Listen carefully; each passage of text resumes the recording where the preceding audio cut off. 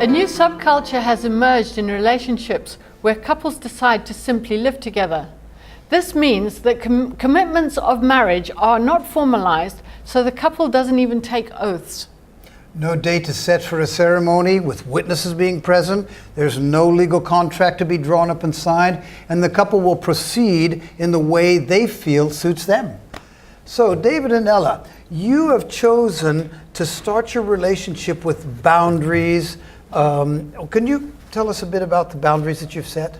Okay, well, pretty much right from day one, we established the boundaries that were going to be in play, and one of the main ones was going to be that we would not live together under the same roof. I grew up in a family where my parents advised me to be focused more not on the physical aspect of it, and for me, I could easily say like I wouldn't follow what my parents would say. I'm an adult and I can make my own decisions, but I think yes, in that sense, I sort of it was more about we had the similar moral values, which is we're quite blessed in that regard, in that we when we met and we had these discussions, we understood each other, and I kind of operates in that this is who I am, this is how my personality is, these are my morals. If you don't like it, that's not really my problem. Why do you think that young couples are choosing to just live together, have sex, and do their own thing? Why do you think that that's attractive to them?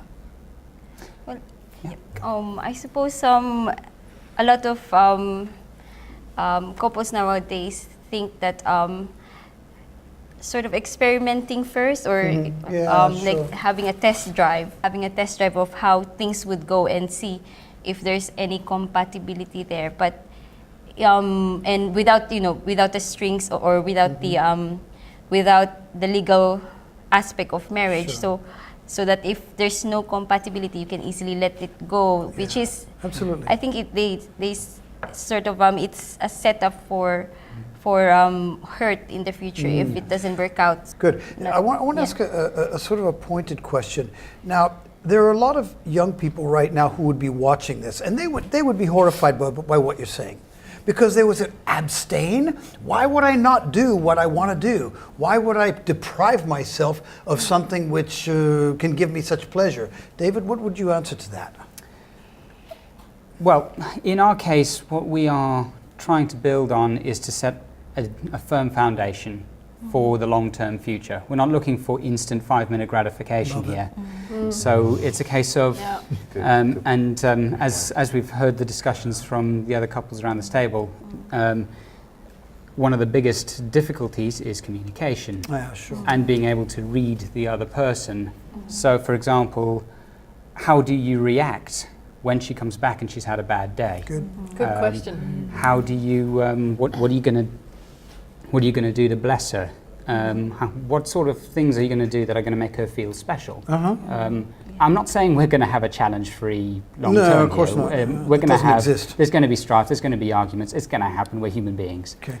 But it's more, what do you do about it? Yeah. The one thing that keeps coming into my mind as I'm listening to both of them, I think is really preparation, isn't it? Is that they're preparing themselves not only physically, but spiritually and psychologically. And so that then when they actually do take the step and have the joining that we know about, then they're going to be healthily going into it. Yeah. So I don't know about you guys, but I find this great. But there's also that as well. I mean, it comes down to obedience, really, to what God says. Come on. And he's put those boundaries in there for a reason, because he can see way ahead than we can see. And so from that firm foundation of, it's abstaining from sex is not a guarantee of a good marriage. No, Absolutely not. But it's the first step of a building block of giving that obedience. Good marriage a chance. And it is about obedience as well.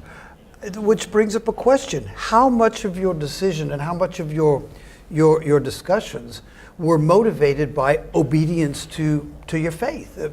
Was there... Well, I think fundamentally we've always operated on the concept of the cord of 3 strands. Yes. Good. And that this relationship's only going to work if there is a full input of God in the center at all times.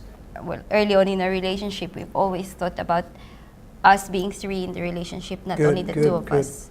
So yes, we really would like as much as possible to have God's input and God's guidance in a relationship to prepare us for our future. Okay. If you have a starting point like you guys have, you've decided that you want God in your relationship immediately, you've got that extra help that Sandra and I didn't.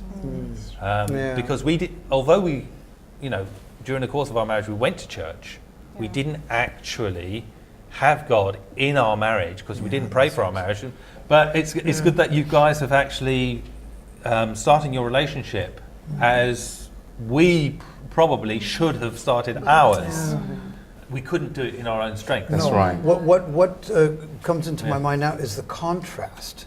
For example, when you first started to do it yourselves and you had that 13-year period and it ended in failure, and now you put the clock at the right time with getting your faith and letting God into your marriage, and now I see a victorious couple, really. Yeah.